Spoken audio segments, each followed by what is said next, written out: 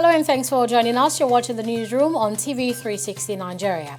The Nigerian army has detonated Boko Haram terrorist improvised explosive device (IED) on Monday. Troops of 222 Battalion Konduga on clearance patrol with the IED scanning team operating along Konduga Lari Road recovered IED planted by Boko Haram terrorists along Kawuri Alori Road. The IEDs were successfully detonated.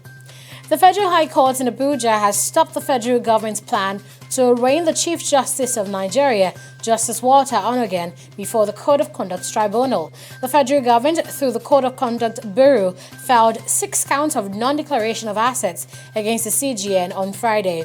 He was due for arraignment before the CCT on Monday, but he was absent from court.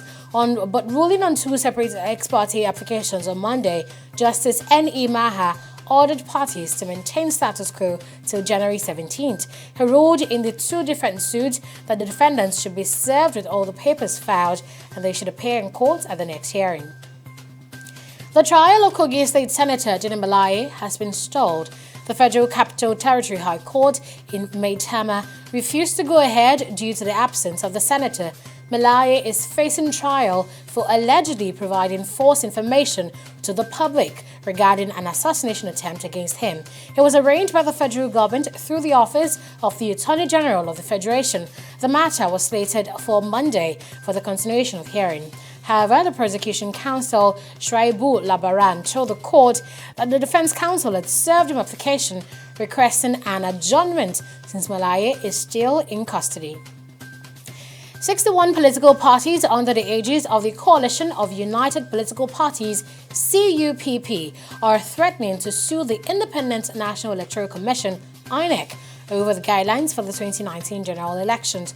The CUPP national spokesman, Ikenga Ogochinyere, says INEC's election guidelines conflict with the provisions of the 1999 Constitution, which includes provisions inserted which will lead to massive rigging of the 2019 elections. The parties insist that the chairman of INEC retains the 2011 and 2015 separate accreditation and separate voting system. And protests have broken out in Zimbabwe's 2 main cities following the more than doubling of the fuel price. Burning tires and borders are being used to barricade roads and block buses from carrying passengers. President Emerson Mnangagwa said the fuel price rise is aimed at tackling shortages caused by an increase in fuel use and rampant illegal trading. Zimbabwe's government is trying to resuscitate the country's struggling economy. A second African bloc has called for a recount of Democratic Republic of Congo's contested presidential election, raising pressure on Kinshasa to fix a dispute that could fan unrest. The December 30 vote was supposed to herald Congo's first democratic transfer of power in 6 decades of independence and a new era for President Joseph Kabila's chaotic 18-year rule. But monitoring groups noted widespread irregularities, including 40 voting machines and poly-run polling stations, overshadowing talks of democratic progress in the vast country of over 80 million people. Judges at the International Criminal Court will rule on Tuesday over former Ivory Coast President Laurent Gbagbo's request to be acquitted and released after more than 7 years in custody. Gbagbo and Charles Blegold, a close ally and former political youth leader, have been on trial since 2016 for war crimes allegedly committed under Gbagbo's leadership. He faces 4 counts of crimes against humanity, including murder, rape, persecution, and other inhumane acts. Now, this was during the post-electoral violence in Ivory Coast between December 2010 and April 2011, when Gbagbo refused to accept defeat by rival Alassane Ouattara.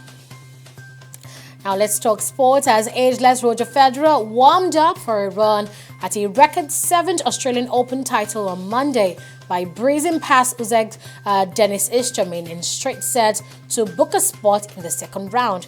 The 37-year-old Swiss master made light of his assignment at Rod Laver Arena to wrap up the match 6-3, 6-4, 6-4 as he confidently began the defense of his title. Meanwhile, Andy Murray's hopes of a fairy tale swan song at the Australian Open were crushed in the first round of Monday as Roberto Bautista Agut held off a thrilling fight back from the ailing Britain to claim a 6-4, 6-4, 7, 5, 6-7, 4, 6-2 epic. Now, though locked in a losing battle with a troublesome right hip, the former world number 1 whipped the Melbourne Arena crowd into a frenzy as he battled back from 2 sets down to push the match into a 5th. It seemed the momentum was all Murray's, but it was all a mirage as Bautista Agut rallied to break the Scot twice and roar to a 5-1 lead in the decider. And thanks for watching. That has been The Newsroom live on TV 360 Nigeria. Bye for now.